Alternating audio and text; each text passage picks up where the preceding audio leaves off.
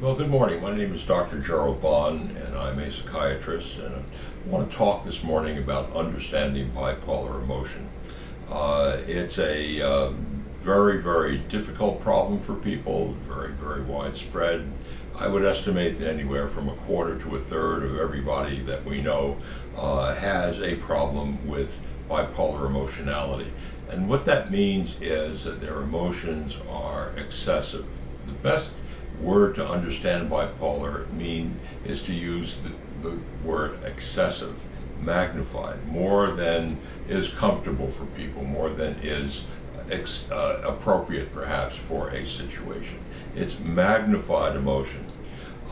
So we're talking about the emotions that affect all of us are the same as the emotions that affect bipolar people. They just have a lot more voltage. Now, emotions are the way we feel about things that are most personal to us. What we feel about what happens to us in everyday life, how we feel about our life, how we feel about the long-term development of our life. It's the personal that creates the most emotion. We don't feel the same about somebody 6,000 miles away as we feel about what happens to us. The closer it comes to home, the more emotion is triggered. Emotions are in response to what we encounter in life. Of course, life events can be positive and negative. Positive events usually are things that exceed our expectations, good fortune. If we win the lottery or somebody knocks on our door with an unexpected gift, we feel the emotion of being kind of glad or happy. And that's a very fundamental emotion. It's one of three fundamental emotions that we have. The other two fundamental emotions are, you might say, more negative emotions. One is the emotion of loss. When we lose something precious, we feel a sense of amputation, grievance, sorrow, and the best shorthand term is the word sad. So we have glad when good fortune happens. We have sad when we have loss. The third emotion is the emotion of injustice. When things happen that we feel are not fair, when they are things that have disappointed our expectations that we feel are reasonable expectations, we feel that emotion of injustice, which we call anger or mad. So the emotions sort of have a nice rhyme together.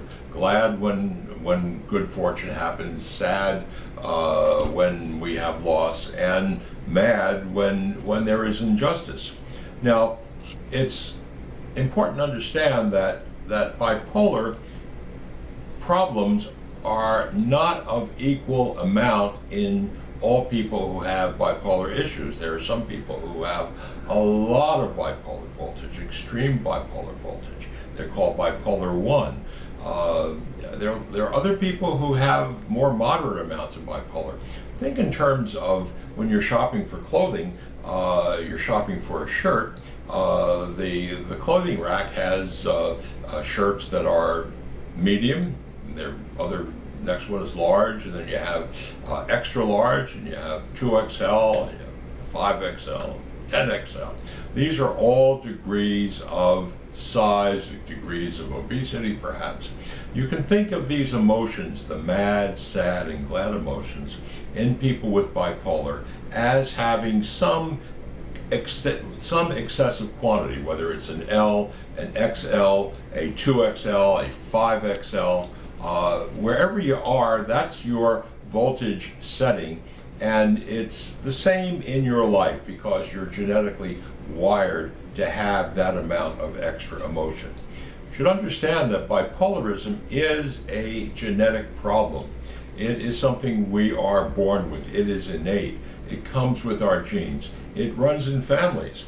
And what we find is that in families, there are families who have bipolar genes have many family members, parents, cousins, brothers, grandparents, who have bipolar excessive voltage issues. But for each member of the family, the amount of extra varies. Some people will have a large, some people will have an extra large, some people will have a 5XL. Excessive emotion is a problem no matter what the degree of voltage there is, but of course the larger amounts of voltage, the larger the problem. And what we're dealing with bipolarism is how these extra emotions interfere with our living, how they interfere with our ability to persist in building positive things in our life, in our ability to understand and interact successfully with other people, with our ability to develop work relationships, career development. All of our issues in life are affected by intense emotionality. Bipolar emotions can be actually, if they're well managed and if we understand them, can be assets in life because they give us the gifts of intuition, the gifts of being able to read a situation very quickly. A person who has strong emotion tends to be more artistically sensitive.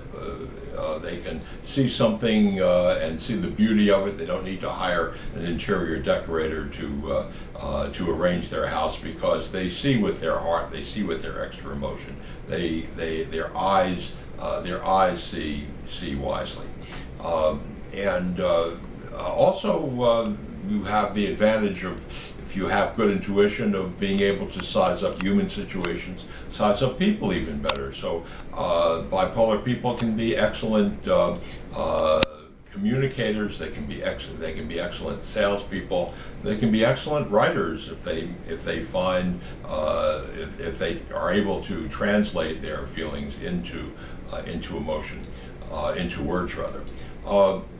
But unfortunately, for many people, their excessive voltage, their excessive bipolar voltage, gets in the way of having a satisfactory life, and the pain of that unsatisfactory life, which they feel with their extra voltage, can lead them into all kinds of traps, all kinds of